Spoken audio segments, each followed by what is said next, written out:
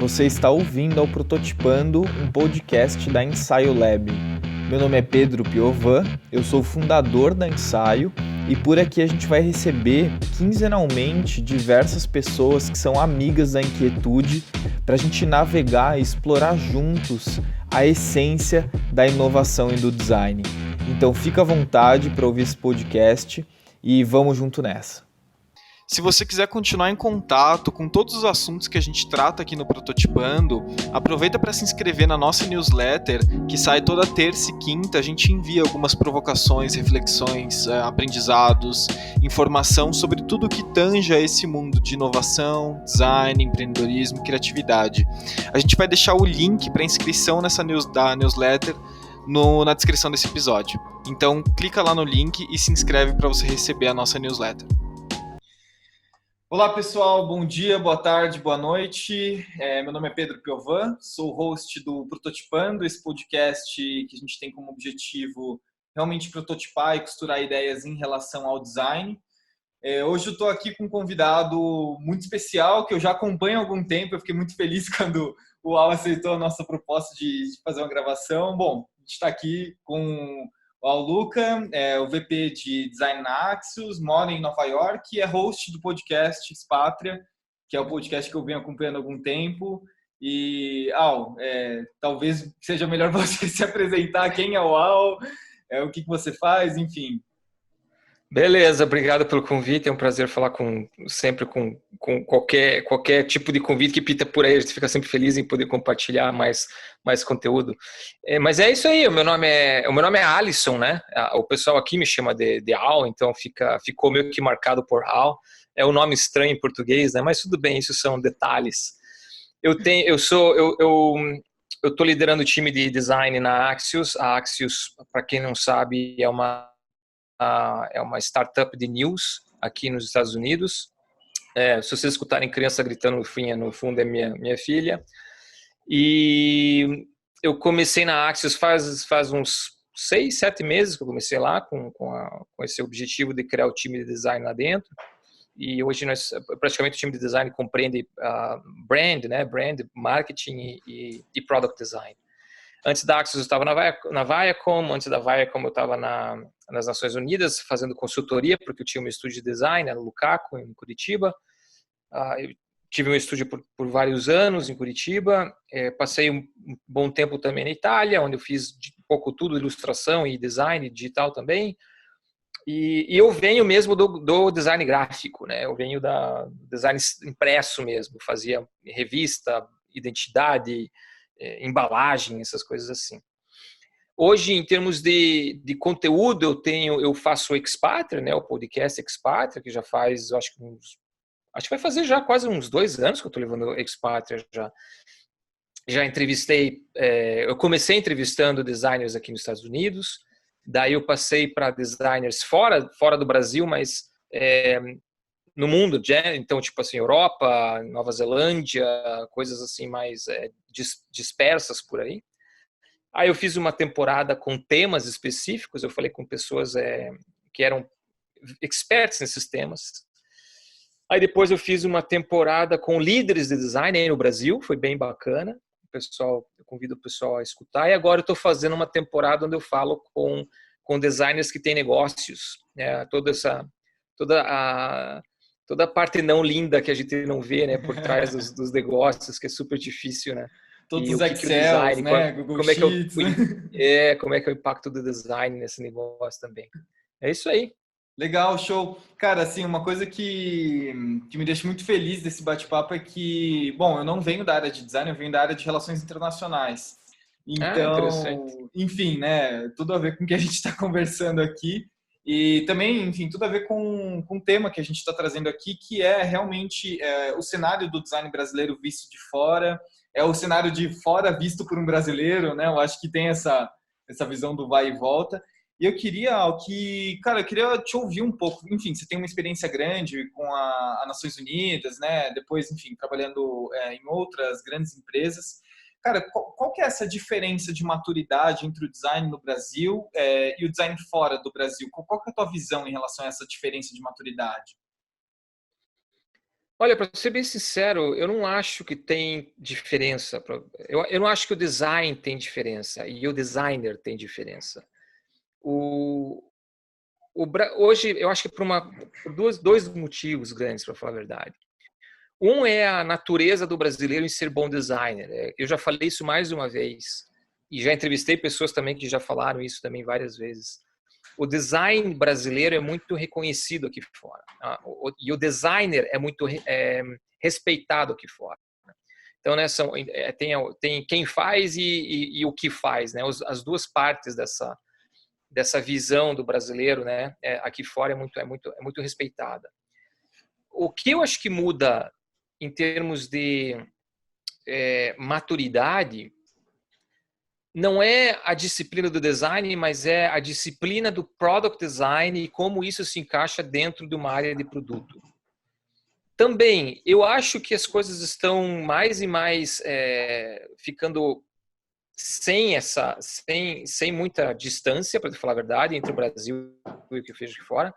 O mercado de produto, design de produto, né, para o product design no Brasil, é impressionante o boom que teve, né, nos últimos 5, 6 anos, né? Você vê empresas escalando times de design de uma maneira surpreendente, né? E também aplicando, né, métodos de design e metodologias para você fazer com que esse time mature, não só a disciplina em si, mas as pessoas que estão trabalhando nessa empresa também maturem a disciplina. Então, talvez o que seja, voltando ao que eu estava tentando explicar antes, a maturidade do mercado. Acho que a maturidade do mercado ainda é um pouco diferente, né? Interessante. O acesso a você ter financiamento ainda é diferente. A burocratização né, de como você cria a empresa, de como você tira uma ideia do papel e faz ela acontecer, ainda é diferente. Aqui nos Estados Unidos é muito mais fácil você ver isso acontecer. Então, eu acho que é essa a resposta para a tua pergunta. A maturidade não está muito então ligada ao design per se, mas é mais ao negócio, a todo o ambiente de produto que está em torno do design. Interessante, interessante. E é interessante você falar isso, ó, porque, enfim, a gente começa a falar de uma visão um pouco mais holística, né, em relação ao design, quais áreas ele impacta e quais não impacta. E aí você cita dois tipos de pressão, né? Uma pressão de uma burocracia externa, governamental, etc., que a gente já conhece bem aqui no Brasil, né? O que, enfim, o termo custo Brasil, né? Fala muito sobre isso. Mas existe também uma burocratização interna, né? Das empresas criarem esses mecanismos tão burocráticos ou tão enrijecidos para elas mesmas. Você sente essa diferença daí no Brasil, daqui do Brasil para aí nos Estados Unidos? As empresas aqui são mais enrijecidas? Como é que é isso? Não, eu acho que seria injusto eu falar pontos negativos de como as empresas funcionam aí, pelo simples motivo que eu nunca tive experiência de trabalhar numa empresa grande no Brasil. Quando eu trabalhei no Brasil, foi praticamente como meu estúdio, que sempre foi muito pequeno. O que eu vejo quando eu trabalhei numa empresa grande aqui, aconteceu os mesmos tipos que eu acho que os mesmos tipos de problemas que eu acho que acontecem em toda grande empresa, que é pessoas trabalhando em silos, né? Ou seja, elas trabalham em grupinhos e não compartilham. E por mais que você tenha esse mandado que venha do CEO, de quem quer que seja, dizendo não, a gente tem que acabar com isso, né? É muito difícil as pessoas saírem das suas casinhas, né? Empresas grandes assim. E outro problema que eu vejo, principalmente agora que eu estou num ambiente de startup, é a velocidade das coisas, né? Você fazer algo acontecer numa startup de 200 pessoas é completamente diferente do que uma empresa que tem 10 mil pessoas. Porque o tempo é diferente, os níveis de aprovação que você tem que passar é diferente, as pessoas que você tem que envolver também é um número diferente. E eu não acho, de novo, eu não acho que isso mude muito. Se você está no Brasil, nos Estados Unidos, na Itália, na Alemanha, devem ter, claro, empresas que já quebraram, né, o problema, já acharam a solução e provavelmente estão resolvendo, mas eu não acho que seja, eu acho que isso é exceção à norma. A norma é o contrário, a norma é que as coisas sejam muito engessadas quando você começa a tratar de um time que faz parte de uma empresa com, sei lá, 2.000, 5.000, 10.000 funcionários. Você está me fazendo lembrar de eu tive uma passagem recente pela Austrália, um cliente nosso, enfim, eu tive por lá e conversando com o CEO dessa empresa, Foi engraçado, porque eu falei, pô, mas assim, no Brasil funciona um pouquinho diferente. Ele falou, cara, assim, eu recebo pessoas do mundo inteiro, de 20 e tantos países, e todo mundo me fala, na Argentina é diferente, no Brasil é diferente, na Itália é diferente, na Alemanha é diferente. E ele falou assim, tá, mas então, se todo mundo é diferente, a gente nunca vai conseguir conviver. Então, assim, será que as coisas não são mais parecidas do que a gente imagina? Foi essa Eu provocação acho que que ele me sim. fez, né? Não, é verdade. O que eu acho que muda bastante é a cultura. A cultura é outro tipo de argumento, é outro tipo de conversa. A cultura é realmente diferente. E isso acaba afetando, né, o que vai sair lá na frente, porque o tipo de cultura faz com que ele vai ter algum tipo de impacto no produto final ou não. E aí Uhum. você também, eu acho que não é questão de você canalizar ou fechar a cultura por país, mas eu acho que é mais por região realmente da onde você está no mundo. Então existe a cultura latino de fazer as coisas, existe a cultura anglo-saxônica de fazer as coisas, e isso eu acho que vai ter algum tipo de impacto no produto final. Mas o processo em si, as dificuldades de trabalhar numa empresa grande ou pequena vão ser mais ou menos as mesmas. O que vai mudar daí são as nuances, né, das pessoas que vão fazer parte desses times, de como que elas vão trabalhar o interpessoal, de como que elas vão trabalhar com outros times, com outras empresas que vão fazer parte do mesmo produto ou serviço, seja lá o que for. Uhum. Você está falando de produto, eu vou querer voltar nisso daqui a pouco, porque, enfim, você Uhum. mesmo falou, né? A gente vê um boom sobre as áreas de produto e uma certa especificação do que é produto versus software. Eu vou querer voltar nisso. Mas antes, eu acho que a gente está falando sobre um aspecto cultural muito importante e a tua visão agora nos Estados Unidos, né, já há algum tempo, eu acho que é interessante você falar um pouquinho, enfim, a pergunta que eu quero trazer o que é o design brasileiro para você que está aí nos Estados Unidos, então você tem um contraste interessante aí de colocar no nosso radar. O design brasileiro ele difere digamos assim, do design americano. Vamos usar o design americano como exemplo, pela facilidade e rapidez de executar ideias. E isso também não sou só eu que estou falando, isso eu senti na pele e falando com outras pessoas que eu entrevistei, isso é uma constante, aparece praticamente em todas as conversas. E também tem muito a ver com a nossa cultura, se você for pensar. Uhum.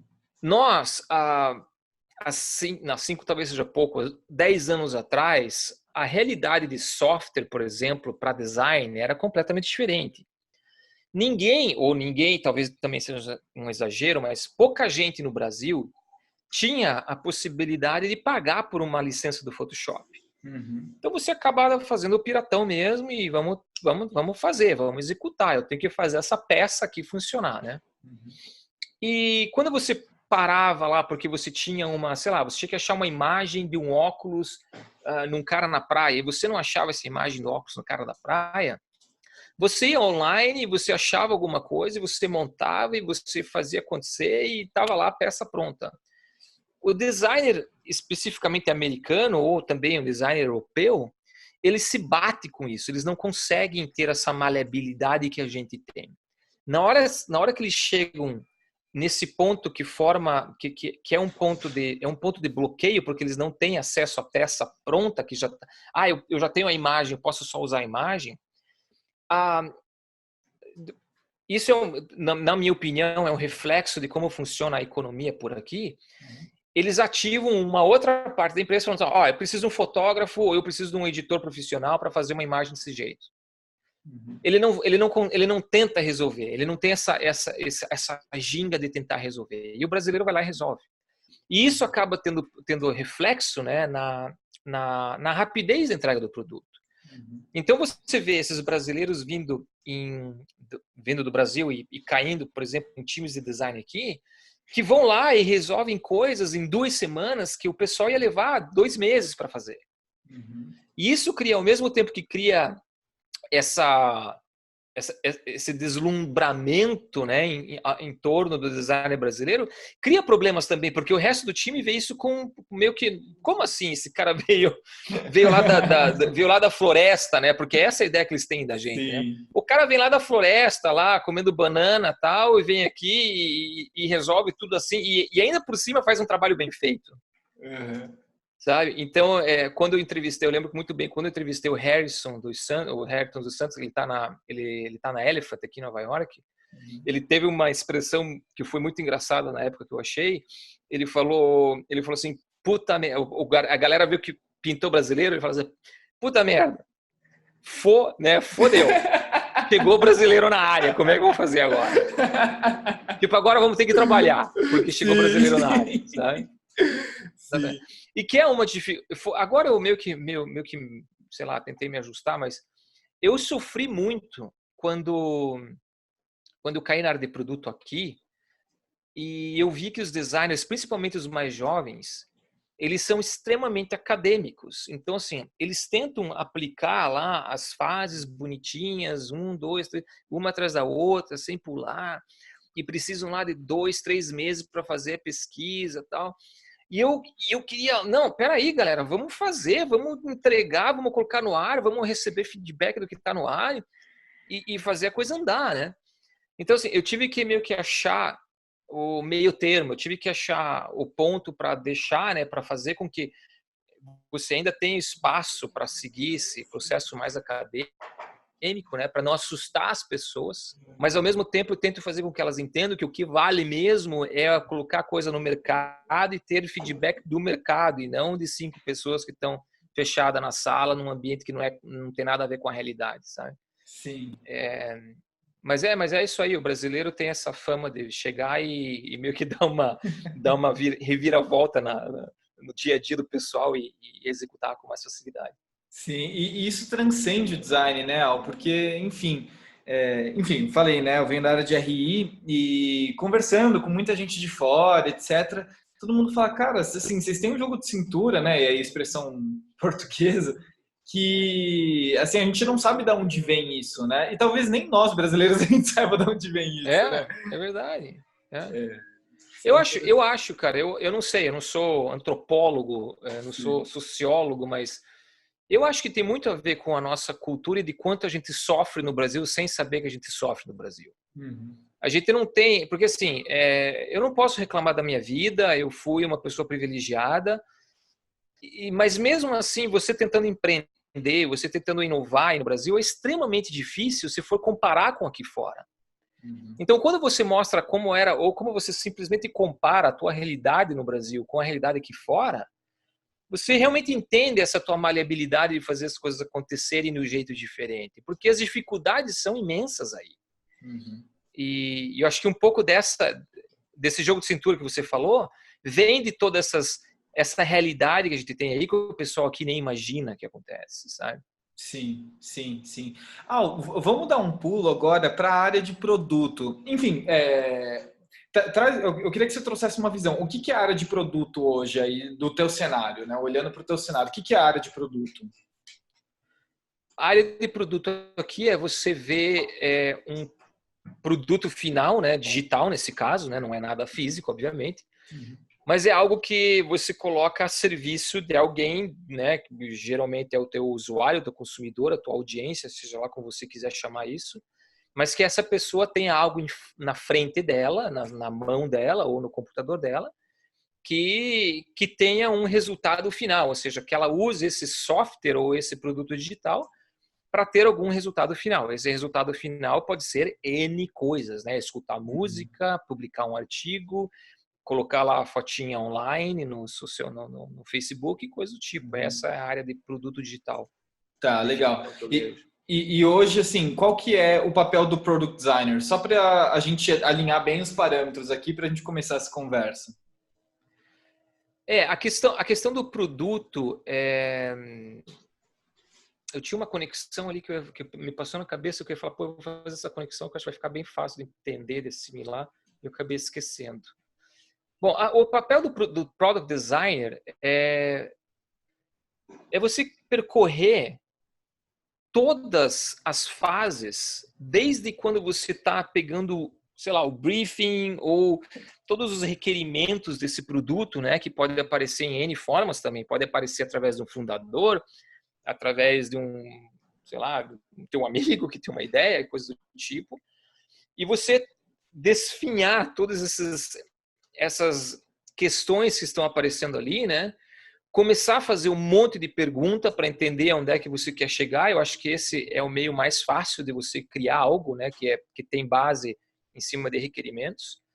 E através dessas perguntas você passa por essa fase que hoje em dia, né, tá bem conhecida, que você pode definir como design thinking, né, que nada mais é do que o processo que a gente sempre aplicou. O design thinking meio que veio para democratizar, né, essa ideia do processo de design, que seja bem-vinda. Então você passa por essa fase que você faz perguntas, você tenta explorar ideias, você tenta colocar ideias lá fora e perguntar para pessoas e começar a ter um feedback rápido do que tá, né, desse teu produto, dessa tua ideia, até você ter algo que você tenha mais ou menos validado. Aí sim você chega no momento que você começa a construir isso junto com o time de desenvolvimento, e aqui entra também o termo de ser agile, né, de você conseguir fazer isso de uma forma que você não entregue tudo numa cacetada só para o desenvolvedor, que você consiga trabalhar por pedaços. Assim você pode, se você errou alguma coisa, você tem que consertar alguma coisa, o processo é mais rápido, é mais barato, é mais ágil. E quando você entrega esse produto, ou seja, quando você entregou os designs finais, não acabou, né? A coisa continua. Você vai ter que começar a receber métricas, e em cima dessas métricas você vai começar, opa, isso aqui não está funcionando, vamos tentar resolver isso aqui, vamos tentar... Ou o pessoal está realmente usando, sei lá, o serviço A e não o B, e a gente pensou que eles iam usar mais o B, então vamos começar a colocar mais tempo no serviço A e coisas do tipo. Eu acho que a grande diferença que define um product designer de por exemplo, de um designer gráfico, como a gente estava mais acostumado esse foi meu cachorro, gente. Não sei se vai conseguir editar o cachorro latindo. Não precisa editar, não. É que nem o meu, Expat é tudo amador. Cara, pra mim... chegou alguém na porta ali. Apple, vem aqui. O meu cachorro, ele late toda hora também. Esse é o podcast mais livre que a gente pode ter na face da Terra. É o Faustão, né? É o Belo da Direta! Apple, vem pra cá. Oi, é o Belo da Direta. Não sei se... Então, assim, quando ele fazia... A gente fazia o design, entregava o design e pronto, estava entregue. Né? Você falava para o cliente, está aqui teu produto, está na prateleira e seja lá o que for agora. Né? E no design, no produto digital, como o feedback é quase que instantâneo, né? Você pode lançar algo agora na Apple Store e começar a ter métrica chegando para você 10 minutos depois. Nem isso. A gente definiu o Product Design, né? E agora eu queria que a gente explorasse um pouco onde que Product Design e inovação se encontram como o mesmo termo ou entregam a mesma coisa, e Product Design e inovação se distanciam, onde que eles não se encontram? Qual que é a tua visão sobre isso? Eu acho que é mais fácil começar pelo último, e acho que é mais natural, não é natural não, é simplesmente mais fácil você ver quando Product Design e inovação não acontece. E isso, o que aconteceu? Na minha opinião, sempre, claro. Todo mundo hoje tem um telefone na mão, todo mundo hoje tem um tablet, alguma coisa na mão, que tem lá a appzinha do Uber, a appzinha do Facebook, seja lá o que for, a Amazon, né? E quando você cria algo do zero, você muito provavelmente vai cair no problema de copiar o que está funcionando. Né? Veja Netflix e coisa do tipo. Então, assim, você tem um cliente que tem um projeto de fazer streaming de vídeo. Eu assino qualquer coisa que você quiser agora, que esse cara vai falar, vamos tentar fazer mais ou menos o que a Netflix faz. Então, assim, é aí que o problema da inovação não encaixa com o product design. E isso é muito comum de acontecer. Justamente porque esse pessoal, né, o cliente, o stakeholder, como eu falo, né, o CEO da empresa, você apresenta algo para ele, ele vai pegar, abrir a app e falar assim, mas olha aqui como é que o Uber faz, não dá para a gente fazer assim? Então, assim, tá todo mundo muito literal, não é literal, as pessoas estão mais educadas em design do que eram antigamente. Então, como consequência, elas têm mais opinião em design, se comparado com antigamente. Ou seja, tudo isso reflete nessa total falta de inovação. Se você abrir todas as apps hoje, mais ou menos, dentro de algumas categorias, você vai ver que elas são completamente iguais. De novo, streaming de vídeo acho que talvez o melhor exemplo. Você hoje abre qualquer app de streaming de vídeo e elas são completamente iguais. Aí existe a questão de, não, mas peraí, você não quer evitar que o usuário tenha dificuldade em usar a tua app porque você está usando algo diferente, uma navegação diferente? Sim, provavelmente sim, é uma boa ideia você evitar, mas isso quer dizer que você não pode inovar em nada? Você não pode criar algo que seja novo, um gesto novo, alguma coisa? Então, assim, o fato da gente viver em um mundo que dá total importância a métricas, meio que acaba diminuindo o poder de você inovar, porque fica muito difícil para você inovar com essas métricas vindo, né, desse produto toda hora, todo instante, né? Até porque se você quer inovar com algo diferente e você coloca lá e daí duas versões, né? Então eu vou fazer uma coisa diferente na versão B, porque eu quero ver como é que vai ser o retorno disso. E daí você vê através das métricas que a versão B foi um falimento completo, acabou com a tua ideia de inovar com alguma coisa, porque simplesmente não funciona. Você foi lá, colocou online e viu que não funciona. Eu acho que fica mais fácil, daí indo para outra parte da tua questão, né? Onde é que fica a inovação? Fica mais fácil, claro, quando você está criando algo novo, algo diferente, algo que não tem ainda uma grande massa, né, usando. Você tem mais espaço para criar algo diferente, né? E talvez a inovação, como é que posso falar? O meio termo aqui esteja nos detalhes. Então, assim, se você tem, de novo, usando o streaming de vídeo, né, como um exemplo, se você tem a arquitetura desse produto que é mais ou menos igual a tudo, aonde que estão os pequenos detalhes que você pode inovar? Talvez seja no video player, na hora que você vai para frente e para trás, talvez seja no thumbnail, que faz uma coisa diferente. Talvez ali você tenha um pouquinho mais de espaço para inovar e não na arquitetura do aplicativo em si. Mas isso foi discussão também e continua sendo discussão.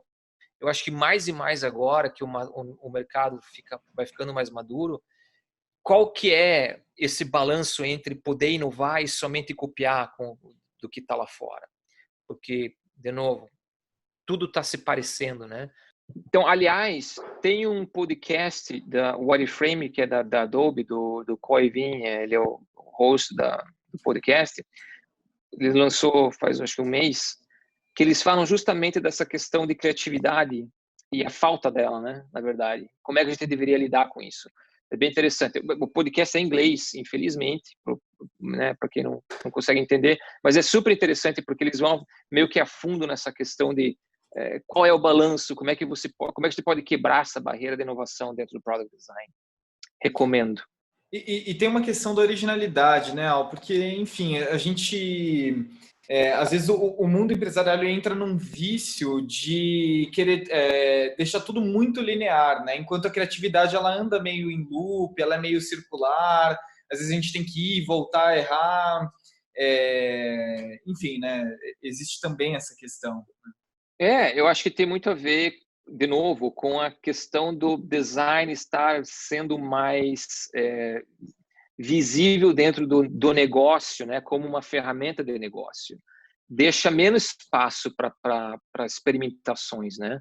Porque, de novo, isso tem a parte boa também, né? A gente não pode esquecer disso. Eu acho que o grande ponto que faz com que o design hoje seja parte de estratégia é o impacto disso nos números finais de um produto, né? E como que isso impacta o usuário final. Então, a parte boa é essa.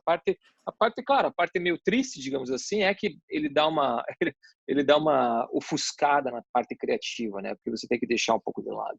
Sim. Eu vou sair da pauta, pode ser? Claro. Você já percebeu que eu saio da pauta, né? Tivemos até cachorro já latindo. Tivemos até cachorro, né? Não, cara, nem fale. Teve um podcast que... Comecei o podcast, falei, olá, bom dia aí, meu cachorro começou. E, putz, quando meu cachorro começa a latir, cara... Não, enfim. Cara, eu quero falar um pouquinho sobre gestão do design. Enfim, você é VP da Axios, você coordena um time... e assim, qual que eu vou usar alguns termos teatrais aqui, qual que é a maior glória, enfim, de você gerenciar um time, conduzir um time, tocar o bumbo desse time de design, e qual é, assim, a a maior dor que existe, ou enfim, o que te deixa, o que te faz dormir, às vezes você fica pensando naquilo. Queria trabalhar um pouquinho nesse contraponto.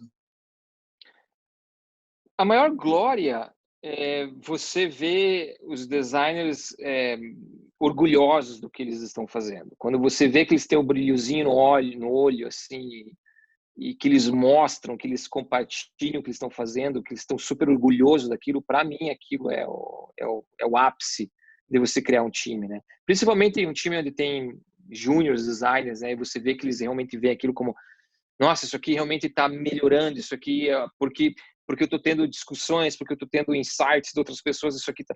Então, essa ideia de que eles estão desenhando algo, fazendo algo e melhorando porque as outras pessoas fazem parte desse processo, eu acho que é super, super legal.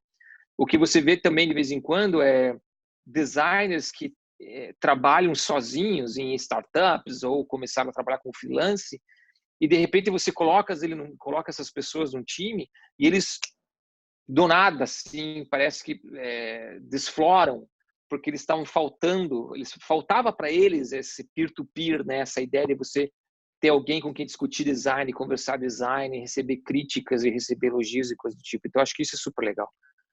A parte difícil, eu acho que é lidar com frustrações deles. E isso também acontece, não sempre, felizmente, mas eu acho que existe muita inocência do designer hoje em dia, principalmente do designer que sai da faculdade, do curso, em pensar que o designer realmente é somente o que importa para o usuário. Não é, infelizmente o mundo real é diferente.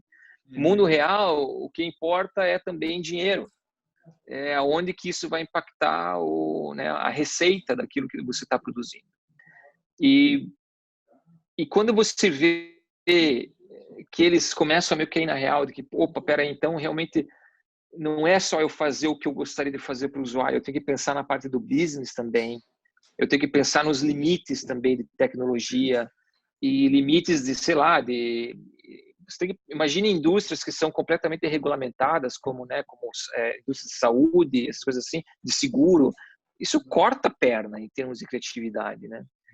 Então, assim, você tem que ter uma base boa para dar para eles essa base boa de entender que design faz parte de um bolo maior, que não é só o design que está sendo avaliado, né? Que aquilo vai impactar outras coisas também. Então, acho que são essas duas coisas. E esse é o grande ponto de virada, né? O design, quando ele toma essa visão, se a gente puder dizer madura, ou de que o impacto o design não é a cereja do bolo, né? O design, enfim, ele transcende ao que existe muito, inclusive na academia.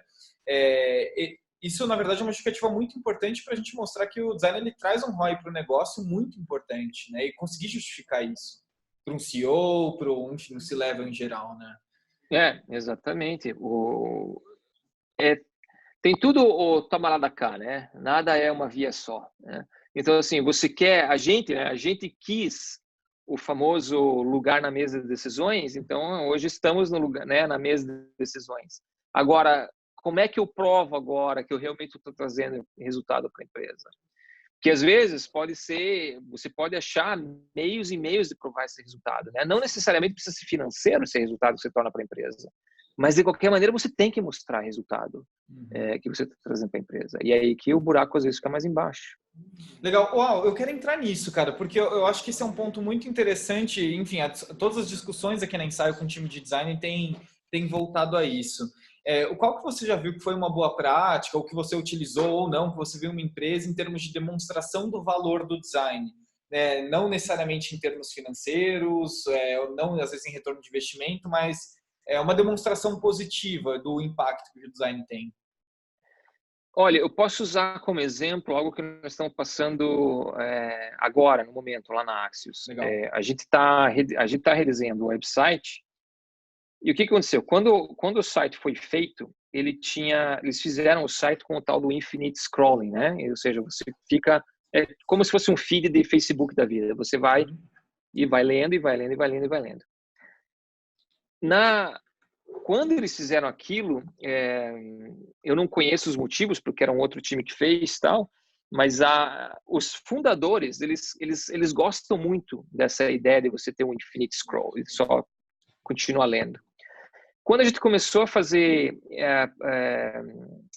pesquisa para tentar entender melhor os leitores do nosso site, a gente viu que as pessoas estão inundadas por notícias hoje em dia. E ninguém mais tem esse sentido de completar alguma coisa. Parece que sempre fica faltando algo, né? Então você sempre fica rodando lá o feed. Aí o nosso problema, né? O problema que a gente queria resolver é como é que a gente acaba com isso? Como é que a gente apresenta para o usuário essa sensação de não, você completou, você leu o que você queria ler e você completou, você não tem mais essa ideia do FOMO que a gente fala aqui, né? Que é o medo de você perder algo, né? Digamos assim. Só que daí como é que a gente resolve o impacto que tem na publicidade? A gente já, por natureza, a gente tem 2 publicidades numa página, ao contrário do que, por exemplo, tem o New York Times, que tem 8, 10. Então, assim, a gente já é muito consciente sobre quantas publicidades a gente tem no site. Mas mesmo assim, a gente tem que ser consciente de que isso vai ter um impacto na receita da empresa, se a gente impactar muito, né, os loads dessas páginas. Então, a discussão que a gente tem hoje com os stakeholders é praticamente provar para eles por números e também através de A/B testing que a gente está conseguindo dar o mesmo número de views para essas publicidades que a gente tem, só que através de mais page views e não somente por infinite scrolling. Só que para a gente conseguir dar isso por mais page views, a gente tem que criar no usuário aquele, né, o gatilho para ele ler outra matéria que realmente faça sentido para ele, não somente porque a gente está jogando isso num algoritmo para ele lá dentro. Então, assim, é complexo, não é fácil, a gente está tentando, espero que a gente consiga, mas a gente está no meio do processo. Então, assim, eu não tenho ainda a receita para dar, eu não tenho a solução para isso ainda. Sim. Eu acho que a gente está aprendendo com erros e acertos. Total, eu vejo, Al, que o mercado inteiro está nesse momento. Inclusive, enfim, a gente aqui também. Cada projeto tem uma forma diferente de mensurar e às vezes a gente fica, né, nessa coisa, putz, mas qual que será que é o melhor? Qual que será que é? E às vezes, enfim, é um processo mais racional sobre aquele aspecto individual daquele projeto, né, ou do impacto que você quer causar, né? Outra coisa que a gente está tentando mesurar, só que ainda a gente não colocou na frente dos stakeholders, porque a gente está esperando lançar o site, são esses retornos mais intangíveis. Então, assim, esse que eu acabei de explicar, por exemplo, tem um impacto na receita da empresa, ponto final. Esse é o impacto que tem. O outro é como é que a gente vai mesurar e mostrar que o nosso usuário realmente está mais feliz, ou seja, tem uma experiência melhor, porque ele tem esse sentido de que ele completou a tarefa de ler uma matéria. Tá? Então, assim, isso vai ser mais qualitativo, claro. Mas a gente quer ter certeza que os fundadores, né, os nossos stakeholders, entendam que essa nossa opção, essa nossa decisão de acabar com o infinite scrolling teve um impacto positivo de como os usuários estão usando o website. A gente tem um mote aqui na Ensaio que é como que a gente gera uma inovação saudável, né? E é saudável em todos os sentidos, tanto para o negócio, financeiramente, quanto para o ser humano, em termos emocionais, em termos do cotidiano dele, como ele tem uma vida mais saudável, tanto os colaboradores que vão aplicar a solução que a gente entrega, quanto os usuários da empresa, né, o cliente do nosso cliente. E nessa questão de mensurar o intangível, a gente, enfim, tem uma questão que eu queria compartilhar com você, ouvir tua opinião, ouvir a tua experiência sobre isso, mas é a seguinte: como que a gente mede produtividade e performance, né, de um time de design? Aqui na Ensaio a gente vem de um mundo SaaS, né? Eu já tive startups, todas as minhas startups foram no modelo SaaS. Então, hoje eu tento implementar uma série de práticas do SaaS no modelo de consultoria, né? Trabalhando já com modelo ágil, etc. Mas, cara, quando chega nesse ponto, tá, mas e produtividade e performance? Deixa eu jogar essa bomba para você agora. Não, é uma bomba mesmo. É uma bomba mesmo, porque você não mede design como você mede tech, né? Desenvolvimento. E o design ainda tem muita subjetividade. Então, assim, por exemplo, como é que você mensura? Mensura? Não. Como é que Mensura, fala? mensura. Mensura. Como é que Measure, você né? mensura? Como é que você mensura toda a parte de ideação de ideias?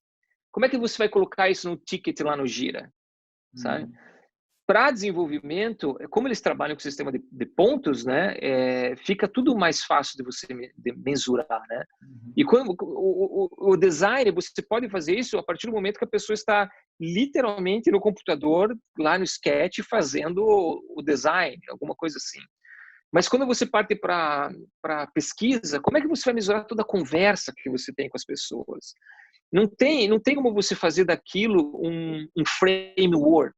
Você tem uma pauta que você pode seguir, mas você pode reparar que quando você faz a pesquisa, a conversa muda, a dinâmica da conversa muda. É muito difícil de você mesurar esse tipo de coisa. Então, assim, eu acho que você...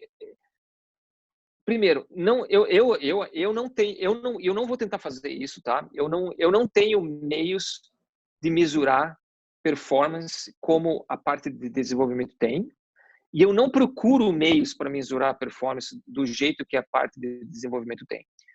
Eu acho, na minha humilde opinião, que é um erro fazer com que o design case todo o framework, todos os processos que o desenvolvimento, que a parte de desenvolvimento tem. São duas disciplinas diferentes. Elas não têm que casar em todos os pontos, assim como não tem como casar com os pontos de product, de gerenciamento de projeto. Então, assim, o design é uma disciplina per se, né? E como tal, nós temos que tratar como uma disciplina per se, com as suas particularidades, com os seus defeitos e com as suas partes boas. Vai depender de como você... Eu acho que tem mais impacto de como você mensura as suas KPIs, né, os teus OKRs, se você quiser, lá na frente, do que você tentar encaixar o design dentro desses frameworks de performance, né, de como é que você analisa a performance individual e coisas do tipo. Perfeito, perfeito, ótimo, excelente. Show, excelente, Al. Mas eu acho, mas sinceramente, eu acho que isso vai variar muito. E também não tem nada errado nisso. Eu acho que existem pessoas que vão preferir atacar o problema como se fosse um problema realmente. Não, eu preciso analisar a performance do meu time, porque, sei lá, vão fechar o meu departamento se eu não der esse tipo de número. Então, assim, vai lá, tenta achar um jeito de fazer isso e resolve desse jeito. Mas eu não acho que seja necessário, não acho que seja essencial. Mas eu acho interessante o que você está trazendo, Al, porque, enfim, o design ele surge como uma disciplina, né? Olha eu, né, metendo o B dele, mas numa área que eu não venho. Mas ele surge como uma disciplina para realmente trazer uma forma de trabalho que não compete a essa forma de trabalho mais preditiva, mais racional, né? Enfim, se a gente puder falar sobre nesse sentido, ela vem, na verdade, como uma disciplina para compreender esse inconsciente, esse intangível que está do outro lado, né? Então, de fato, às vezes existe um overlap muito pequeno, né? Ou muito sutil, né? Entre essas duas disciplinas, e elas mais se somam do que, na verdade, se cruzam, né? Exatamente. Eu repito, eu acho que existem meios extremamente úteis de você fazer seu overlap com a parte de desenvolvimento. Uma delas é tentar, por exemplo, buscar as mesmas KPIs. Você pode completamente tentar fazer isso, até fazer menores ajustes, mas que aplicam-se ao design, ou seja, vocês andam com as mãozinhas dadas, né, design e desenvolvimento. Mas não necessariamente que tudo deve espelhar o framework que eles usam para qualquer tipo de análise de performance, ou seja lá o que for. Ótimo, ótimo. Cara, eu não queria fazer isso, mas enfim, a gente já tem que começar a fechar o episódio. Conversa boa é assim, passa rápido. Por algum motivo que eu não sei qual que é, mas ele tem uma limitação de... a gente sempre grava de 40 minutos, 50 minutos nossos episódios. Inclusive, eu vou mudar essa limitação, porque eu acho que a gente poderia ficar de 3 horas, 4 horas aqui. Sim. E, cara, eu tenho uma última pergunta que eu faço para todo mundo que passa aqui no Prototipando. E é uma pergunta que ela é mais simples, ela é mais fácil de ser respondida. O que é a vida?